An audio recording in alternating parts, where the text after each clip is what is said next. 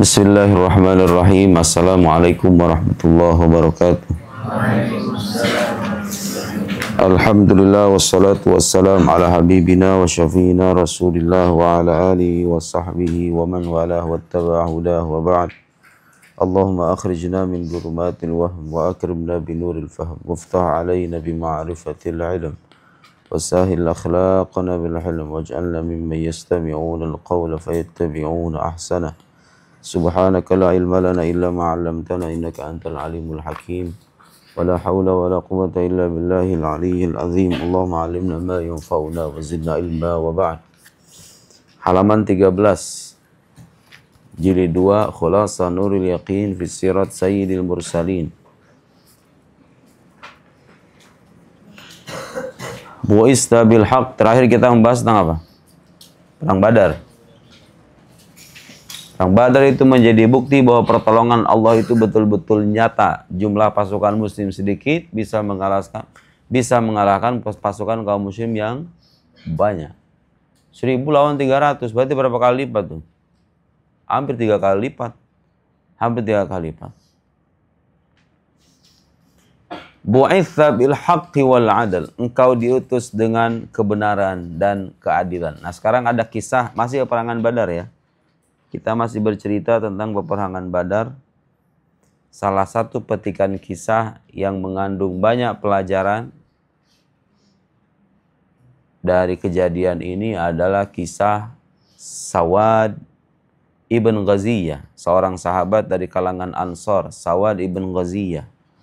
Bagaimana kisahnya dan apa pelajaran pentingnya itu yang akan kita jelaskan insyaallah. Waqafar Rasul fi ghazwati Badar. Rasul berdiri, dia mau berperang nih sebagai panglima pasukan. Beliau berusaha menertibkan barisan. Beliau berdiri di peperangan Badar itu biqadibin fiyadi. Qadib itu kayak tongkat kecil. Sambil memegang tongkat. Buat apa? Beliau berdiri ingin merapatkan dan merapikan barisan. Famarra bi Sawad ibn Ghaziyah. Kemudian beliau melewati seorang sahabat namanya Sawad ibn Ghaziyah. Kisahnya bagus ini. Wa huwa kharijun minas saf, dan dia keluar dari barisan.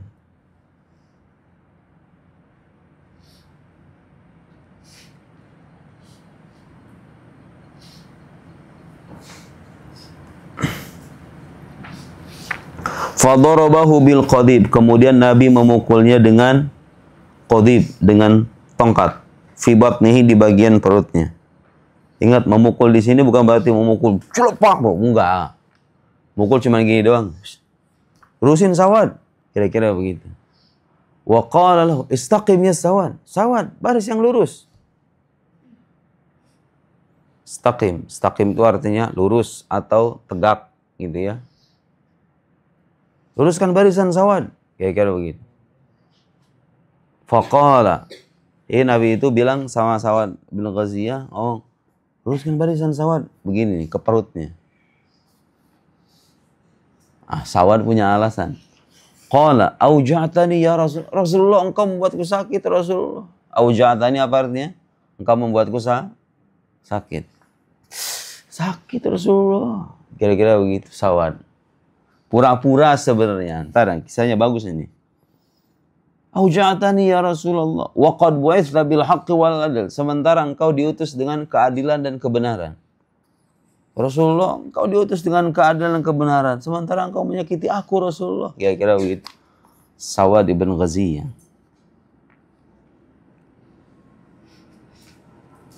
Fa'aqidni min nafsik. Biarkan aku membalasmu Rasulullah. Kira-kira gitu. Biarkan aku membalasmu Rasul. Fakashafar Rasul sallallahu alaihi wasallam ambatni. Fakashafa, kemudian Nabi membuka anbatnihi, perut Sawad itu. Bagus nih, kisah Sawad ibn Ghaziyah saya suka ini. Beliau kemudian membuka perutnya Sawad ibn Ghaziyah itu waqala dan berkata kepada Sawad, istaqi dia Sawad.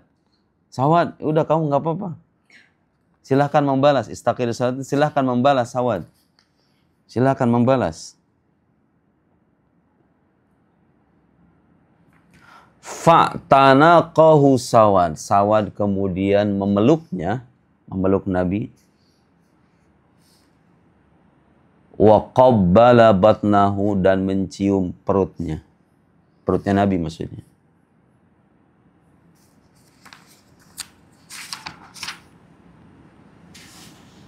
Faqala alaihi salatu wassalam, Nabi berkata sallallahu alaihi wasallam, ma hamalaka ala dzalik? Apa yang mendorongmu berbuat itu? Apa yang mendorongmu berbuat seperti itu? Mendorongmu melakukan hal itu. Faqala, ya Rasulullah. Sawad kemudian bilang, ya Rasulullah, aradtu ayyakuna akhiral ahdi. Aku ingin episode terakhir kehidupanku ayyamassa jildi jilluk. Kulitku bisa menyentuh kulitmu.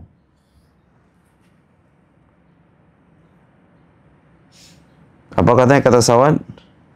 Rasulullah, aku ingin di akhir kehidupanku, di akhir episode kehidupanku, kulitku bisa menyentuh kulitmu.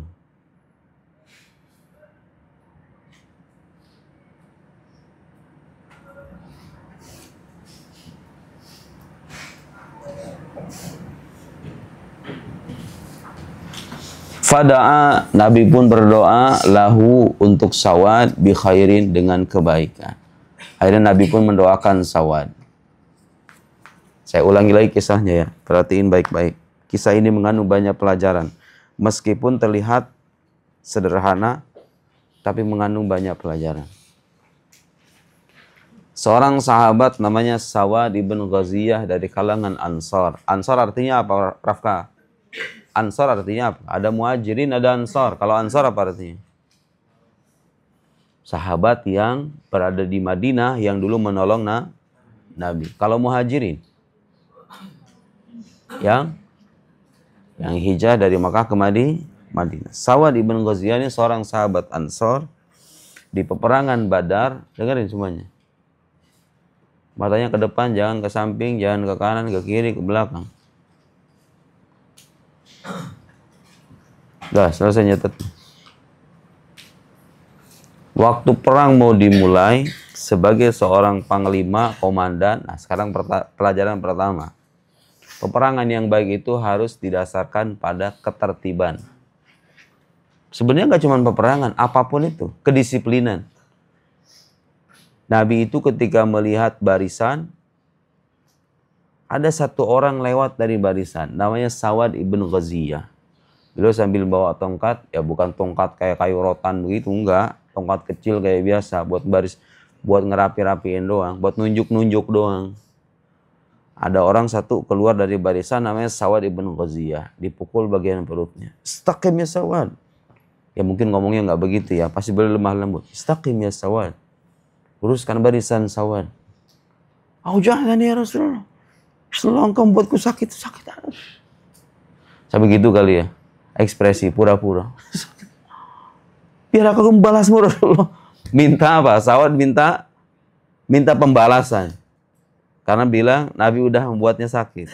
Wa qad bu'itsa bil haqqi wal, engkau diutus dengan keadilan dan kebenaran. Terus Nabi itu sebagai seorang panglima sebetulnya punya alasan kan? Ketika ada anggota pasukannya bilang, biarkan aku membalasmu. Oh, kalau misalnya atasan yang biasa udah pasti marah ya kan? Loh, kamu nggak disiplin. Kan gitu kira-kira, ya nggak? Tapi jawaban beliau apa? Silakan Sawad. Silakan kamu membalas. Sawad itu ketika bilang, auja'tani ya Rasulullah. Rasulullah, engkau membuatku sakit. Dia sebenarnya pura-pura aja. Pura-pura berharap apa?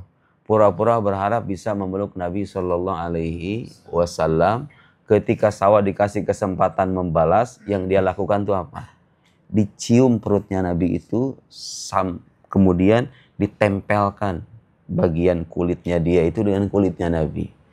Nabi kemudian nanya sama Sawad, kamu kenapa begitu? Aku berharap sebelum aku mati, momen terakhir yang aku dapatkan itu kulitku bersentuhan dengan kulitmu ya Rasulullah. Sawad ibn Ghaziyah. Pelajaran pertama, Nabi itu mengajari kita kedisiplinan dan ketertiban. Di sini kasusnya perang, tapi dalam hal apa aja, kalau mau berhasil awalnya begitu. Meskipun pasukannya sedikit, artinya begini, kadang-kadang ada saat di mana kita nggak punya bekal banyak, atau kita nggak punya kemampuan yang memadai. Tapi dengan kedisiplinan, kadang-kadang kita bisa menggapai sesuatu, bahkan jauh melampaui dari apa yang kita bayangkan. Misalnya begini, Nok, di dalam kasus yang lebih luas. Kamu ngerasa otak kamu terbatas. Ini kan sekarang kasusnya ini perang Badar ini, pasukan kaum muslim itu terbatas ya kan? 300 lawan 1000. Gimana coba? Sedisiplin-disiplinnya pasukan 300 orang lawan 1000, ya tetap aja kalah. Kalau dengan hitungan orang normal, ya kan? Sekarang kita bisa ambil pelajaran ini ke dalam konteks kehidupan yang lebih luas. Kamu ngerasa otak kamu terbatas. Kemampuan kamu pas-pasan. Tapi dengan cara kamu mendisiplinkan diri, tiap hari merasa karena kamu ini orang yang kurang kemampuannya, akhirnya merasa perlu mendisiplinkan diri, menambah wawasan, tiap hari disiplin, baca buku nggak kurang dari 3 jam. Kalau nonton YouTube, cari tontonan yang bermutu. Sehari minimal 1 jam belajar bahasa Inggris. Tiap hari kayak gitu. Dengan kemampuan yang terbatas itu. Tahu nggak apa hasilnya? Dengan adanya kedisiplinan, ketertiban hidup itu, kamu bisa mendapatkan bahkan yang tidak bisa didapatkan oleh orang-orang pintar sekalipun.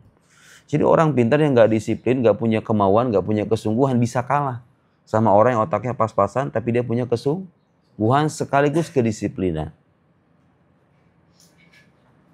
Jadi kalau kita melihat dengan hitungan normal, pasukan Nabi yang 300 itu, mau didisiplinin kayak apapun tetap aja kalah ya kan?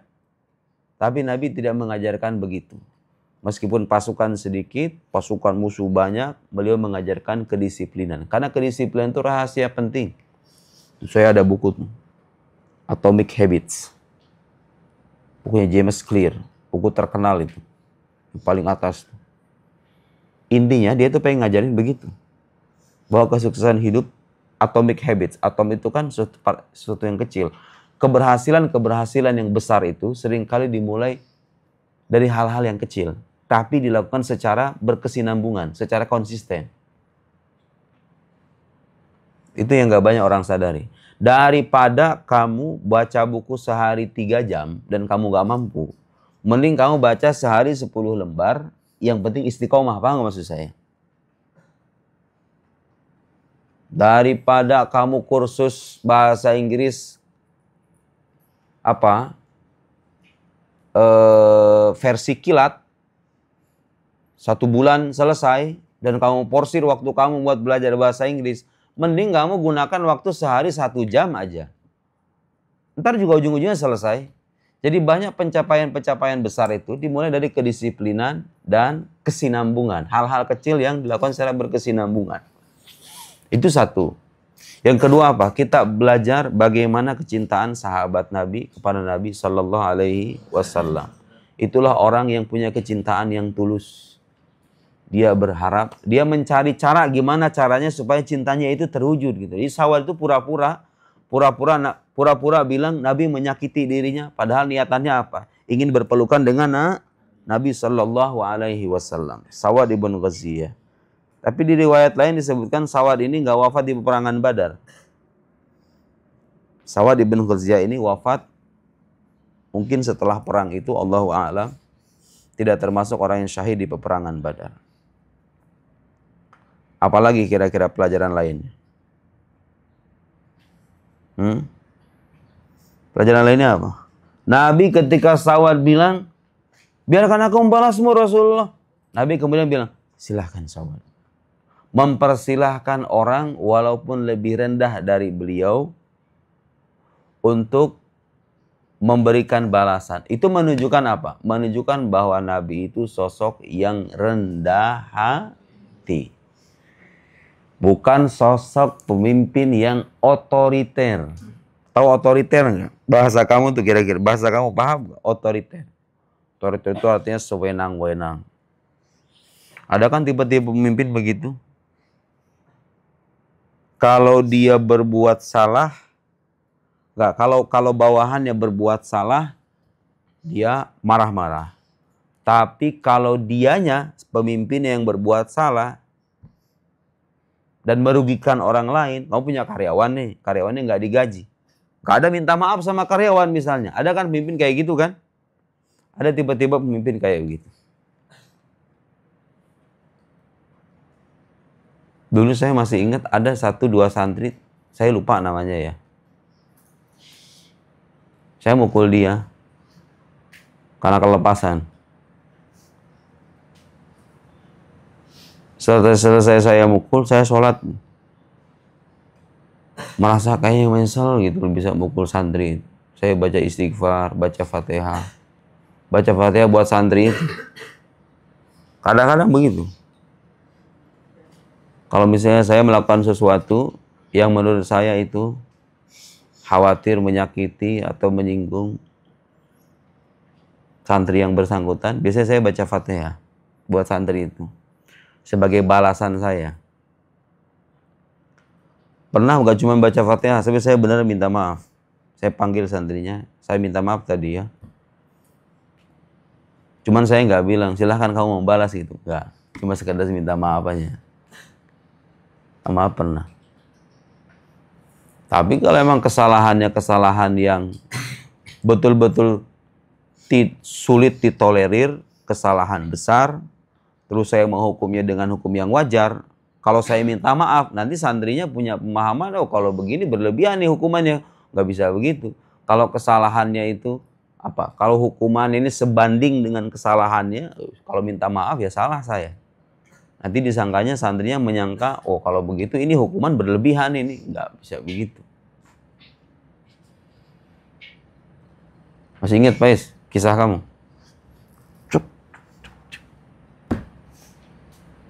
Masih ingat nggak? Palu. Masih ingat Pais? Kamu mau ikhlaskan itu Pais?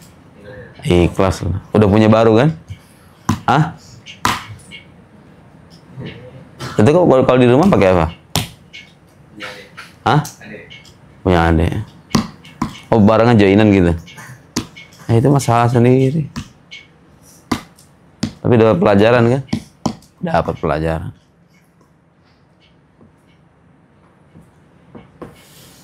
Ya begitulah yang diajarkan oleh Nabi Sallallahu Alaihi Wasallam. Ketawaduan dan kerendahan hatian.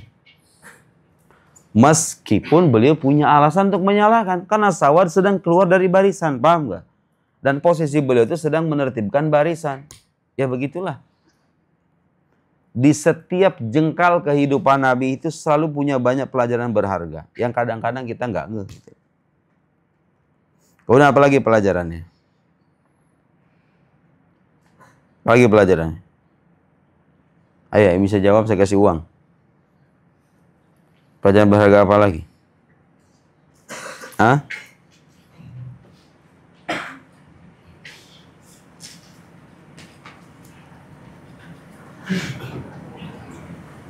Apa pelajaran lainnya? Pelajaran lainnya, manusia itu pada umumnya berharap sebelum dia mati, dia ingin mati dalam ketenangan. Iya kan? Sawad itu ketika dia mencari alasan supaya bisa bersentuhan dengan Nabi, dia ingin kembali kepada Allah Subhanahu wa Ta'ala dengan hati yang tenang dan dada yang lapang. Dan berharap, biasanya kalau orang beriman, berharap apa yang dilakukan terakhir, di episode terakhir kehidupan itu adalah kemuliaan, ya kan?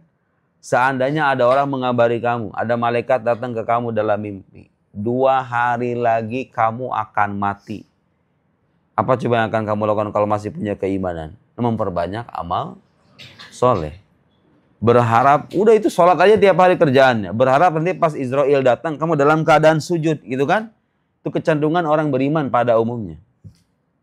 Yang dalam hatinya ada keimanan, biasanya berharap sebelum dia kembali kepada Tuhan, dia melakukan sebuah kemuliaan. Sawad ibn Ghaziyah termasuk punya harapan itu. Sebelum berjumpa dengan Allah Subhanahu wa Ta'ala, dia berharap bahwa episode terakhir kehidupannya itu, di episode terakhir kehidupannya, kulitnya bisa menyentuh kulit Nabi Sallallahu Alaihi Wasallam. Dan itu sebuah kemuliaan. Nanti kita ketemu di sorga, kalau misalnya kita masuk sorga. Sawad ibn Ghaziyah, Hamzah ibn Abdul Muttalib, Umar ibn Al-Khattab, Abdurrahman ibn Auf, Uthman ibn Affan, Talha, Zubair, Sa'ad ibn Abi Waqqas, Khalid bin Walid, Amr bin As, dan sahabat-sahabat Nabi yang lain. Gimana itu posisi mereka itu? Allahu a'lam, mereka surganya levelnya beda dengan kita. Tapi bisa nggak kita ketemu? Surga manusia kan beda-beda tuh levelnya. Ada surga tertinggi pastinya para nabi, anbiya wal mursalin, wasyuhada, wassalihin. Para nabi, orang-orang soleh paling atas, wali-wali besar, ya kan? Syekh Abdul Qadir Jailani, Abdul Hasan Sazili, Imam Ghazali, imam ahli-ahli tafsir itu. Surganya beda levelnya. Terus kita ada di mana? Allahu a'lam. Kayaknya kita di emperan-emperan juga udah alhamdulillah, ya kan? Selamat dari neraka, masuk di emperan surga. Apa istilahnya? Di apa namanya? Pelataran atau pintu masuk aja misalnya. Jadi penjaga pintu masuk. Seandainya surga itu kita ibaratkan seperti bangunan, di dekat pintu masuknya aja kita aduh alhamdulillah. Karena akan ada masa katanya kelak itu ketika manusia dibangkitkan sebelum masuk surga dan neraka ini mah. Ada namanya haulul mauqif. Jadi orang itu saking takutnya ketika mereka di padang mahsyar itu, saking mereka takutnya, mereka itu berharap walau masuk neraka. Jadi daripada di situ, mendingan masuk neraka aja. Ada momen di mana orang itu takut, setakut-takutnya, sampai-sampai dia berharap masuk neraka. Jadi selamat dari neraka itu nikmat yang sangat besar. Selamat dari neraka doang loh ya. Belum bicara masuk surga. Selamat dari neraka itu nikmat luar biasa. Pertanyaannya, bisa nggak itu dengan level surga yang berbeda-beda kita ketemu nih sama orang-orang ini nih. Sama sahabat-sahabat Nabi yang kita ceritakan. Bisa apa enggak? Bisa nggak? Bisa, kenapa? Karena hukum yang berlaku di surga itu bukan hukum jasad. Tapi hukum ruh. Kalau jasad itu terikat dengan waktu dan tempat. Kalau ruh nggak begitu. Jasad saya ada di tanjakan, jasad ibu saya ada di kota bumi. Kalau saya mau ketemu ibu saya, harus tempuh perjalanan 30 menit dulu. Naik motor, kalau nggak naik mobil, ya kan? Kalau pengen ketemu itu harus ada jarak dulu. Itu hukum jasad begitu. Ya kan? Kalau mau dipercepat, dengan kendaraan yang lebih cepat. Tapi intinya nggak bisa ketemu langsung. Nah, kalau di surga nanti nggak begitu. Kalau kita pengen ketemu Rasulullah itu nggak harus ngantri gitu loh. Ini sahabat dulu, terus tabiin, terus kemudian ulama-ulama besar. Terus kita paling belakang itu ngantri ketemu Nabi, nggak ada cerita ngantri ketemu Nabi. Di sorga itu yang berlaku adalah hukum ruh. Ruh itu tidak terikat dengan waktu dan tempat. Jadi pas kita begini kita bisa ketemu Nabi. Semua orang di saat yang sama, nggak ada waktu yang seperti kita sekarang 24 jam itu. Kamu nggak bisa ngebayangin karena selama ini kita terikat dengan hukum jasad. Susah ngebayangin itu. Kita taunya sekarang kalau orang pengen ketemu ya harus jalan dulu, harus menempuh jarak dulu, harus pindah tempat dulu dan lain-lain. Nanti itu nggak begitu. Jadi setiap muslim yang ingin bertemu dengan nabinya, dia bisa bertemu langsung. Dan di surga itu kita udah nggak ngapa-ngapain lagi. Gak ada lagi sholat, gak ada lagi ibadah. Cuma ada yang bilang nanti ibadah yang tetap diamalkan oleh para ahli surga itu apa? Baca Al-Quran. Baca Al-Quran. Makanya saya bilang, kamu pengen jadi muslim yang aman, gimana caranya tuh hati kamu, kalau nggak baca Quran sehari, rasanya tuh kering. Mungkin itu tanda. Kalau seandainya kamu merasakan itu, mungkin itu tanda nanti di surga. Jadi ada orang-orang baca Quran tuh baginya itu kebutuhan gitu loh. Sampai udah masuk surga sekalipun dia masih pengen baca Quran. Ada. Kalau bisa ya. Banyak kan sekarang muslim-muslim, Qurannya bulukan di jendela-jendela, ditaruh di rak-rak, Qurannya bulukan, kagak dibaca. Beberapa dosen saya di Al-Azhar, itu Quran, mereka tuh nggak baca Quran dengan mushaf. Jadi ada berpuluh-puluh tahun dosen guru kita di Al-Azhar itu, baca Quran itu dari hafalan. Berpuluh-puluh tahun nggak pernah buka mushaf katanya. Dia nggak pernah buka mushaf, tapi ngajinya tiap hari. Sehari bisa 5 juz. Dengan qiraat yang bermacam-macam. Melalui hafalan. Nggak jadi masalah. Nggak punya mushaf, asalkan yang penting ngaji. Kadang-kadang saya juga bukan jarang. Buka mushaf kalau lagi sibuk. Cukup dengan hafalan, lewat hafalan. 2 juz, 3 juz. Biasain itu. Baca Al-Quran. Dia ada orang-orang merasakan kalau baca Quran itu adalah sebuah kenikmatan. Kebutuhan. Sholat juga begitu. Ada orang-orang kalau misalnya dia nggak sholat, hatinya itu risih dan gelisah. Kalau bisa kayak gitu. Kalau mau iman kamu aman, kalau bisa gimana caranya melakukan ibadah itu bukan lagi dorongannya itu takut siksaan, bukan lagi dorongannya itu ingin mendapatkan pahala, bukan lagi dorongannya itu ancaman hukuman, tapi karena merasa itu sebagai kebutuhan. Wallahu a'lam bissawab. Allahumma salli afdhala salatin ala as'ali makhluqatika sayyid Muhammad wa ala alihi wa sahbihi wa sallim adada ma'lumatika wa midada kalimatika dzakaraka dzakiruna wa ghafala dzikrikal ghafilun. Subhanakallahumma wa bihamdika asyhadu an la ilaha illa anta nastaghfiruka wa natubu ilaik. Wa sallallahu ala sayyidina Muhammad wa ala alihi wa sahbihi wa sallam. Wassalamualaikum warahmatullahi wabarakatuh.